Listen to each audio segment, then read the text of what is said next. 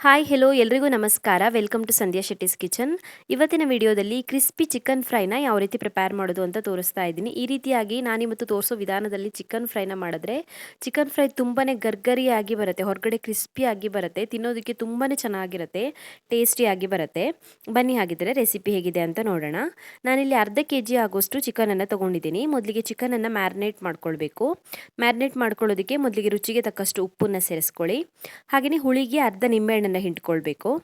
3/4 ಚಮಚ ಆಗೋಷ್ಟು ಶುಂಠಿ ಬೆಳ್ಳುಳ್ಳಿ ಪೇಸ್ಟ್ನ ಸೇರಿಸ್ಕೊಳ್ಬೇಕು. 1.5 ಇಂದ 2 ಚಮಚ ಆಗೋಷ್ಟು ಅಚ್ಕಾರದ ಪುಡಿನ ಸೇರಿಸ್ಕೊಳ್ಬೇಕು. ನಾನಿಲ್ಲಿ 1.5 ಚಮಚ ಸೇರಿಸ್ಕೊಳ್ತಾ ಇದ್ದೀನಿ. ಖಾರ ಜಾಸ್ತಿ ಇಷ್ಟಪಡೋರು 2 ಚಮಚದವರೆಗೂ ಸೇರಿಸ್ಕೊಳ್ಬೋದು. ಹಾಗೆಯೇ ಅರ್ಧ ಚಮಚ ಆಗೋಷ್ಟು ಧನಿಯಾ ಪುಡಿ, 1/4 ಚಮಚ ಆಗೋಷ್ಟು ಕಾಳು ಮೆಣಸಿನ ಪುಡಿ, 1/4 ಚಮಚ ಆಗೋಷ್ಟು ಗರಂ ಮಸಾಲೆ ಪುಡಿ ಮತ್ತು 1/4 ಚಮಚ ಆಗೋಷ್ಟು ಅರಿಶಿನ ಪುಡಿನ ಸೇರಿಸ್ಕೊಳ್ಬೇಕು. ಒಂದು 7 ರಿಂದ 8 ಕರಿಬೇವಿನ ಎಲೆಗಳನ್ನು ಚಿಕ್ಕದಾಗಿ ಹೆಚ್ಚಿಬಿಟ್ಟು ಸೇರಿಸ್ಕೊಳ್ತಾ ಇದ್ದೀನಿ. ಫ್ಲೇವರ್ ಚೆನ್ನಾಗಿ ಬರುತ್ತೆ. 1 ಚಮಚ ಆಗೋಷ್ಟು ಜೋಳದ ಹಿಟ್ಟು ಮತ್ತು 1 ಚಮಚ ಆಗೋಷ್ಟು ಅಕ್ಕಿ ಹಿಟ್ಟನ್ನು ಸೇರಿಸ್ಕೊಳ್ತಾ ಇದ್ದೀನಿ. ಅಕ್ಕಿ ಹಿಟ್ಟು ಸೇರಿಸೋದ್ರಿಂದ ಕ್ರಿಸ್ಪಿಯಾಗಿ ಬರುತ್ತೆ. ಹಾಗೆಯೇ ಒಂದು ಅರ್ಧ ಚಮಚ ಆಗುವಷ್ಟು ಕಸೂರಿ ಮೇಥಿನ ಸೇರಿಸ್ಕೊಳ್ತಾ ಇದ್ದೀನಿ. ಬೇಕಿದ್ದರೆ ಸೇರಿಸ್ಕೊಳ್ಬೋದು, ಕಸೂರಿ ಮೇಥಿ ಸೇರಿಸಿಲ್ಲ ಅಂದ್ರೂ ಪರವಾಗಿಲ್ಲ. ಚೆನ್ನಾಗಿ ಮಿಕ್ಸ್ ಮಾಡ್ಕೊಳ್ಳಿ. ಇದನ್ನು ನೀರು ಸೇರಿಸೋದು ಬೇಡ, ಗಟ್ಟಿ ಅನಿಸಿದ್ರೆ ಮಾತ್ರ ನೀರು ಸೇರಿಸ್ಕೊಳ್ಳಿ. ನಾನಿಲ್ಲಿ ಸ್ವಲ್ಪನೂ ನೀರು ಸೇರಿಸ್ಕೊಂಡಿಲ್ಲ.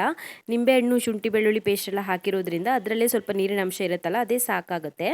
ಇವಾಗ ಇದನ್ನು ಮ್ಯಾರಿನೇಟ್ ಮಾಡ್ಕೊಳ್ಬೇಕು. ಮ್ಯಾರಿನೇಷನ್ನೇ ಮೇಯ್ನ್ ಇದಕ್ಕೆ. ಕಡಿಮೆ ಅಂದರೂ 1 ಅವರ್ ಆದ್ರೂ ಮ್ಯಾರಿನೇಟ್ ಮಾಡ್ಕೊಳ್ಬೇಕು. ಸಾಧ್ಯ ಆದರೆ ಫ್ರಿಜ್ಜಲ್ಲಿ ಇಡ್ಬೋದು, ಫ್ರಿಜ್ಜಲ್ಲಿದ್ದರೆ ಇನ್ನೂ ಚೆನ್ನಾಗಾಗುತ್ತೆ. ನಾನು 1 ಅವರ್ ಮ್ಯಾರಿನೇಟ್ ಮಾಡ್ಕೊಂಡಿದ್ದೀನಿ ಚಿಕನನ್ನು. ನಂತರ ಇಲ್ಲಿ ಒಂದು ಬಾಣಲಿನಲ್ಲಿ ಎಣ್ಣೆನ ಆಲ್ರೆಡಿ ಕಾಯೋದಕ್ಕೆ ಇಟ್ಟಿದ್ದೀನಿ. ಎಣ್ಣೆ ಚೆನ್ನಾಗಿ ಕಾದ ನಂತರ ಮ್ಯಾರಿನೇಟ್ ಮಾಡಿರುವಂಥ ಚಿಕನ್ ಪೀಸ್ಗಳನ್ನು ಸೇರಿಸ್ಬಿಟ್ಟು ಡೀಪ್ ಫ್ರೈ ಮಾಡ್ಕೊಳ್ಬೇಕು. ಒಂದು 10 ನಿಮಿಷದವರೆಗಾದ್ರೂ ಮೀಡಿಯಮ್ ಊರಿನಲ್ಲಿ ಡೀಪ್ ಫ್ರೈ ಮಾಡ್ಕೊಳ್ಬೇಕು.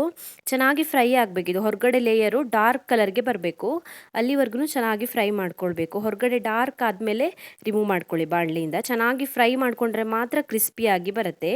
ಫ್ರೈ ಮಾಡೋದು ಕಮ್ಮಿ ಆದರೆ ಸಾಫ್ಟ್ ಆಗಿಬಿಡುತ್ತೆ. ಚೆನ್ನಾಗಿ ಫ್ರೈ ಮಾಡ್ಕೊಳ್ಳಿ. ಒಂದು 2 ನಿಮಿಷಕ್ಕೊಂದು ಸಲ ಹಾಗೆಯೇ ತಿರುಗಿಸಿ ಹಾಕ್ಕೊಳ್ಳಿ. ಉರಿನ ಮೀಡಿಯಮ್ ಫ್ಲೇಮಲ್ಲಿ ಇಟ್ಕೊಳ್ಳಿ. ಚೆನ್ನಾಗಿ ಫ್ರೈ ಆಗಿದೆ ನೋಡಿ, ಹೊರಗಡೆ ಡಾರ್ಕ್ ಕಲರ್ಗೆ ಬಂದಿದೆ. ಈ ರೀತಿಯಾಗಿ ಡಾರ್ಕ್ ಕಲರ್ ಬರೋವರೆಗೂ ಫ್ರೈ ಮಾಡ್ಕೊಳ್ಬೇಕು. ಒಂದು 10 ನಿಮಿಷ ಆದ್ರೂ ಬೇಕಾಗ್ಬೋದು. ರಿಮೂವ್ ಮಾಡ್ಕೊಳ್ಳೋಣ ಪಾತ್ರೆಯಿಂದ. ಚೆನ್ನಾಗಿ ಫ್ರೈ ಆಗಿದೆ ಇದು. ರಿಮೂವ್ ಮಾಡಿ ಇಟ್ಕೊಳ್ಳಿ. ತುಂಬಾ ಟೇಸ್ಟಿಯಾಗಿ ಬರುತ್ತೆ, ಕ್ರಿಸ್ಪಿಯಾಗಿ ಬರುತ್ತೆ, ತಿನ್ನೋದಕ್ಕೆ ತುಂಬಾ ಚೆನ್ನಾಗಿರುತ್ತೆ. ಉಪ್ಪು ಖಾರ ಹುಳಿ ಎಲ್ಲ ಚೆನ್ನಾಗಿ ಹಿಡಿಯುತ್ತೆ ನಾವು ಜಾಸ್ತಿ ಹೊತ್ತು ಮ್ಯಾರಿನೇಟ್ ಮಾಡಿರೋದ್ರಿಂದ. ಟ್ರೈ ಮಾಡಿ ನೀವು ಕೂಡ, ತುಂಬಾ ಟೇಸ್ಟಿಯಾಗಿ ಬರುತ್ತೆ, ಎಲ್ಲರಿಗೂ ಇಷ್ಟ ಆಗುತ್ತೆ ಇದು. Thank you for watching my video. ನಿಮಗೆ ವಿಡಿಯೋ ಇಷ್ಟವಾಗಿದ್ದರೆ ವಿಡಿಯೋಗೊಂದು ಲೈಕ್ ಕೊಡಿ, ಹಾಗೆಯೇ ಕಮೆಂಟಲ್ಲಿ ತಿಳಿಸಿ ಹೇಗಿದೆ ಅಂತ. ನೀವು ನನ್ನ ಚಾನಲ್ಗೆ ಇನ್ನೂ ಸಬ್ಸ್ಕ್ರೈಬ್ ಮಾಡಿಲ್ಲ ಅಂದರೆ ಇವಾಗಲೇ ಸಬ್ಸ್ಕ್ರೈಬ್ ಮಾಡ್ಕೊಳ್ಳೋದನ್ನು ಮರಿಬೇಡಿ.